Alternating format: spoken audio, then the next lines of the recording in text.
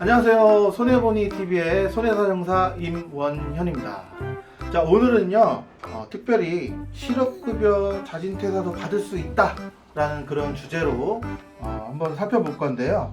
특별히 오늘 노무법인 더드림 직업병연구원 대표 노무사님 김홍상 노무사님 모셨습니다. 반갑습니다. 네, 안녕하세요. 네, 노무사님 잘 지내고 계셨죠? 네, 잘 지내고 있습니다. 자, 오늘 실업급여 자진퇴사도 받을 수 있다 이런 주제로 좀 나눠보려고 하는데요. 그 많은 사람들이 자진퇴사를 한 이후에 실업급여를 받을 수 있냐 이런 질문들을 많이 하는데요. 과연 자진퇴사 실업급여를 받을 수 있을지 우리 노무사님 한번 좀 설명해 주셨으면 좋겠습니다. 네. 자, 평소에 저 실업급여 상담 많이 받고 계시죠? 네, 왕왕 받고 있습니다. 네. 자, 특히 어떤 경우에 그런 상담들을 많이 하고 계신가요? 실업급여는 사실 그 지인들이나 친구에게 전화가 왕왕 오는데요. 몇 개월 이상 회사에 다녀야 실업급여 받을 수 있냐? 또는 해고당하면 받을 수 있냐? 자진퇴사하는데 회사 사직서 낼 건데 실업급여 받을 수 있냐? 이런 질문들이 종종 오고 있습니다. 자, 네, 실업급여 수급 요건, 그러니까 받을 수 있는 요건을 보면 자진퇴사는 받을 수 없다, 이렇게 하던데 그게 맞는 건가요? 예, 원칙적으로 실업급여는 자진퇴사를 하게 되면 받을 수 없습니다. 실업급여 받으려고 일부러 회사를 그만두는 경우도 있지 않겠습니까? 네, 그렇죠. 네네. 그래서 원칙적으로는 회사의 사정에 의해서 근로관계가 종료되는 경우에 수급이 가능합니다. 예를 들면 해고라든지 권고사직 이런 것들이 이제 대표적인 예가 될 건데요. 그래서 이제 해고도 근로자의 사정에 의해서 이루어지게 되면은 실업급여를 받을 수 없다는 거죠. 네, 해고하고 권고사직. 예. 그러면 근로자의 사정에 의한 해고, 이런 경우 아까 말씀하셨는데, 네네. 그거는 어떤 거를 말하는지 좀 궁금한데요. 예를 들면 도저히 근로관계를 유지할 수 없다. 예컨대 근로자가 형법을 위반해서 금고 이상의 실형을 받아서 구속이 된다든지, 아니면 요즘 매스컴에 가끔 나오는데 회사 여성 격리 직원이 회사 돈을 수십억 해먹었다든지 네.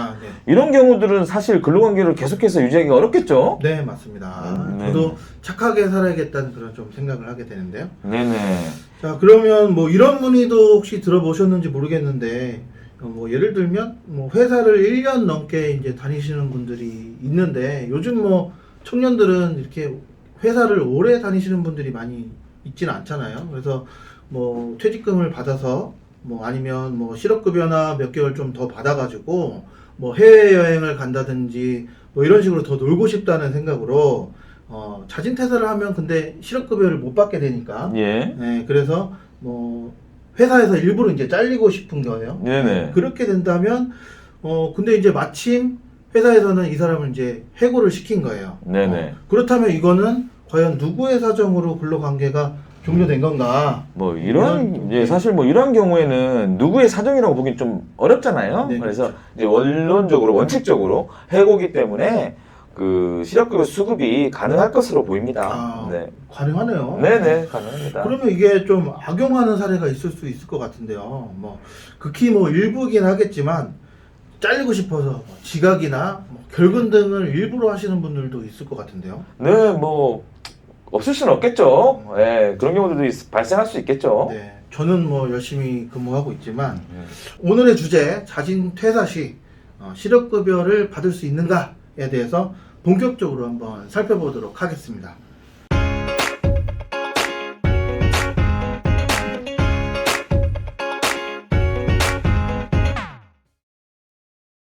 자, 이게 자진퇴사하면 정말 받을 수는 있는 건가요?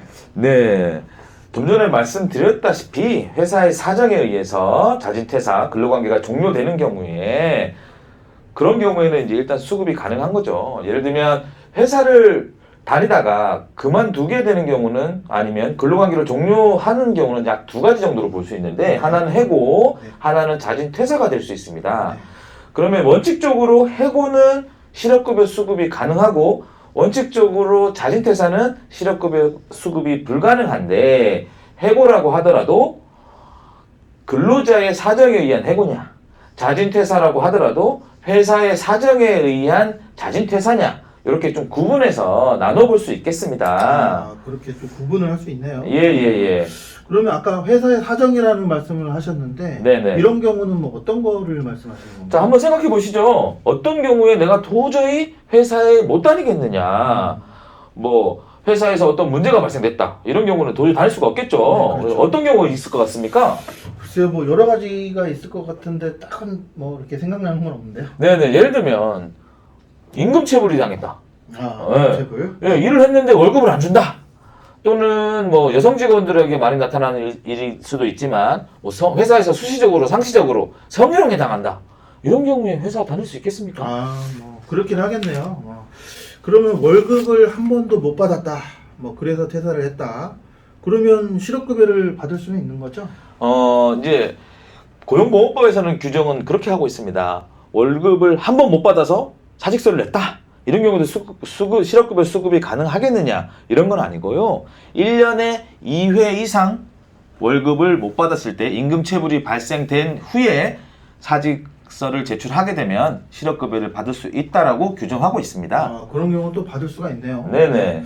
그러면 이제 저희가 보통은 이제 월급 근로자들이 많잖아요. 그래서 네. 뭐 2달 연속으로 이렇게 월급을 못 받아서 퇴사를 해야지만 그 실업급여를 받을 수 있다. 뭐 그런 얘기인가요? 그러니까 연속적으로 2달이어야 되냐 그런 요건들은 아니고요. 예를 들면 뭐 1월 달에 월급을 못 받고 2월 달에 월급 받고 3월 달에 월급 못 받고 그러고 나서 그 이후에 사직서를 제출했다. 이런 경우에는 그 1년에 2회 이상 요건으로 하고 있고 연속적으로 2달이 꼭 필요한 건 아닙니다. 예, 그래서 뭐 사실 일반 근로자들이 1년에 2번씩이나 월급 못 받으면 회사 다니기 어렵겠죠. 그렇죠. 네네네. 저도 그렇습니다. 뭐 그만둘 것 같습니다. 네, 맞습니다. 저희 회사는 뭐 네. 매월 월급은 꼭 잘 수 있어서 예, 그런 경우들을 회사의 사정에 의한 것으로 네. 볼 수 있다라는 거죠. 예, 예. 아, 그러면 또 뭐 실업급여를 받을 수 있는 뭐 또 다른 어떤 경우가 있을까요? 이제 이런 것들은 보통 좀 연세가 드신 분들한테 상담이 가끔 오는데요. 이제 본인의 질병 또는 아파서 이렇게 네. 회사를 그만두는 경우에 실업급여가 가능한지를 많이 여쭤봅니다. 그래서 이제 본인이 아파서 원래 수행하던 업무를 수행하지 못하고 회사에서는 뭐 다른 업무로 전환하기도 어렵고 또 휴직 같은 경우도 신청했는데 휴직을 제대로 안 되고 이런 경우에 회사를 그만두게 되면 실업급여 수급이 가능합니다. 아, 질병으로 또 휴직을 하는 경우나 뭐 그만두는 경우도 네. 받을 수 있다. 네네네. 아, 그런데 이제 뭐 공공기관이나 뭐 대기업이 아닌 이상은 네. 이게 뭐 개인 질병에 대한 뭐 휴직을 주는 회사들이 그렇게 많지는 않잖아요. 네네. 그래서 뭐 물론 중소기업에서 아픈 근로자한테 이렇게 휴직을 주고 그 기간 동안에 대체 근로자를 채용하는 것도 이렇게 어렵잖아요. 맞습니다. 그래서 중소기업이나 영세 소상공인들은 뭐 회사에 취업규칙 이런 것도 잘 없고요. 예, 휴직제도 이런 것도 사실 없습니다. 그런데 이제 절차적으로 회사에 휴직을 요청하고 나서 질병에 의한 휴직을 요청하고 나서 그 휴직이 받아들여지지 않아서 자진퇴사를 하는 경우에 실업급여 수급이 가능하도록 그렇게 규정하고 있습니다. 아, 그렇게 하고 있네요. 네네네. 그러면 그 외에 회사의 일부 부서가 이제 폐업을 해서 네. 회사를 본의 아니게 이렇게 또 그만두게 되는 경우도 있잖아요. 네. 그런 경우는 실업급여를 받을 수 있는 거죠. 네. 그러니까 예를 들면 회사의 일부 부서를 폐지한다든지 뭐 인수합병한다든지 이러면은 인원 감축이 뭐 불가피하겠죠? 아, 당연히 그렇겠죠. 네네, 맞습니다. 그래서 그렇게 인원 감축이 불가피할 때 회사에서는 고용 조정 계획을 가지고 퇴직 희망자를 모집합니다. 그럴 때 사직서를 당연히 제출하는 거겠죠. 그렇게 해서 희망퇴직자를 모집했을 때 사직서를 제출하게 돼서 그 이후에 실업급여 수급이 가능하다라는 겁니다. 네. 그럼 고용조정계획이라는 말도 있던데. 네네. 아까 말씀하셨는데. 예. 고용조정계획 어디서 들어본 것 같긴 한데 이게 무슨 말인지 한번 설명해 주실래요? 뭐 예컨대 어떤 A라는 회사에 두 부서가 있다. 근데 한 부서가 사업이 잘 안 돼서 문을 닫는다. 이렇게 되면은 그 문 닫는 부서의 인원을 다 자르든지 아니면 A 부서로 옮길 수밖에 없겠죠. 네. 그런데 뭐 B 부서에 폐지하는 부서의 모든 인원을 다 데리고 와서 계속 고용이 유지되면 좋겠지만 그렇게 안 되는 경우들이 많겠죠. 네. 예, 그래서 뭐 우리 회사는 이번에 일부 사업의 폐지로 인해서 30%는 감축시키겠다. 이런 것들이 일종의 고용 조정 계획이라고 보시면 됩니다. 아, 그런 네. 거군요. 네네. 자, 지금까지 말씀을 들어보니까 정말 뭐 회사의 사정에 의해 뭐 그렇게 되는 경우들이 대부분인 것 같은데 네. 그러면 이제 회사의 사정인지 근로자의 사정인지 좀 애매한 경우들이 있을 수 있는데 네. 뭐 예를 들면 뭐 정년퇴직을 앞두고 있다든지 네. 아니면 뭐 계약 기간이 종료된 시점 네네. 뭐 이런 경우에는 실업급여를 어떻게 받을 수 있나요? 네, 이런 경우에도 수급 가능하고요. 뭐 근로계약 기간이 1년 정해져 있다, 2년 정해져 있다. 그래서 이제 근로계약 기간이 종료돼서 나는 실업 상태다라고 하면 실업급여 받을 수 있고, 요즘은 이제 정년이 60세에서 65세로 많이 늘어나지 않았습니까? 네, 그렇죠. 그래서 65세에 뭐 정년이 됐다라고 하면 실업급여 수급이 가능합니다. 아, 네. 가능하네요. 네네, 가능합니다. 자, 마지막으로 그럼 딱 하나만 더 여쭤볼게요. 네. 자, 회사가 멀리 이사 간 경우 네. 그런 경우는 도저히 이제 좀 멀어서 다닐 수가 없잖아요. 네네.